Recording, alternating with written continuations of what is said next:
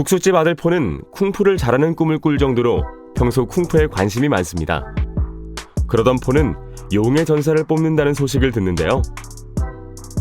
비록 뚱뚱하고 둔한 포는 자신이 용의 전사가 될 수는 없지만 상당히 들뜬 마음으로 그곳을 구경하고 싶어 합니다. 하지만 가업을 물려받길 바라는 아버지는 기대에 찬 아들에게 국수 포장마차를 주며 사람들이 몰린 곳에 가서 국수를 팔고 오라고 하죠. 용의 전사를 뽑는 것은 큰 행사인 듯합니다. 많은 동물들이 수련장으로 모여들고 순식간에 그곳은 축제의 장이 됩니다. 국수 수레를 끌고 온 포.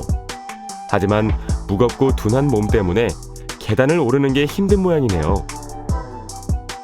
포가 겨우 수련장 입구에 도착했을 때는 이미 문이 닫힌 뒤였습니다.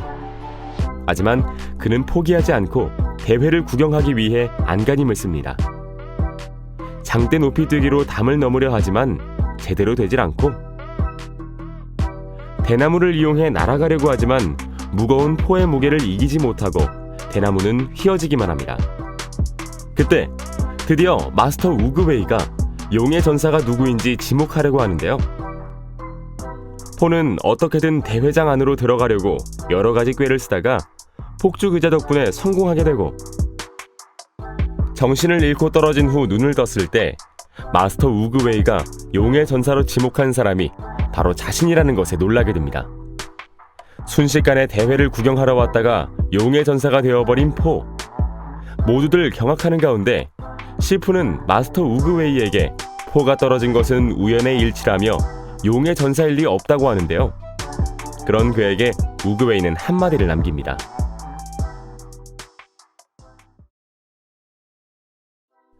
우여곡절 끝에 시프와 무적 5인방은 포를 용의 전사로 받아들이고, 포는 시프의 가르침으로 점점 전사로 성장합니다.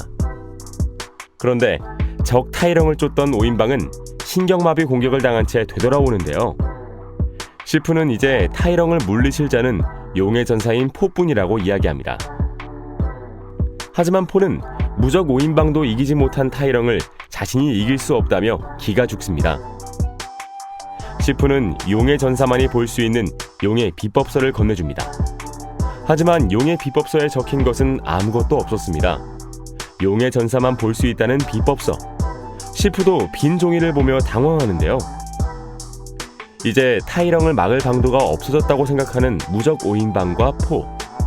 하지만 시프는 주민들을 대피시키라고 하고 자신이 여기에 남아 타이렁을 막아보겠다고 합니다. 5인방은 서둘러 주민들을 대피시킵니다. 포도 허탈한 마음으로 집으로 돌아가는데요. 그를 맞이하는 아버지는 포에게 이사를 가서 다시 국수집을 열자며 수레를 끌며 대피를 합니다. 아버지는 풀 죽은 포에게 국수를 만들며 기운을 북돋아 주려고 하면서 지금까지 국수 요리의 비법을 알려주겠다고 하는데요. 그 비법은 바로 특별한 재료나 비결이 없다는 것이 비법이라고 이야기합니다. 그때서야 용의 비법서에 아무것도 적혀있지 않은 이유를 깨닫게 됩니다. 자신을 특별하다고 믿는 것이 바로 용의 전사의 마지막 비법이었음을 깨달은 포는 위험에 처한 마을을 구할 수 있을까요?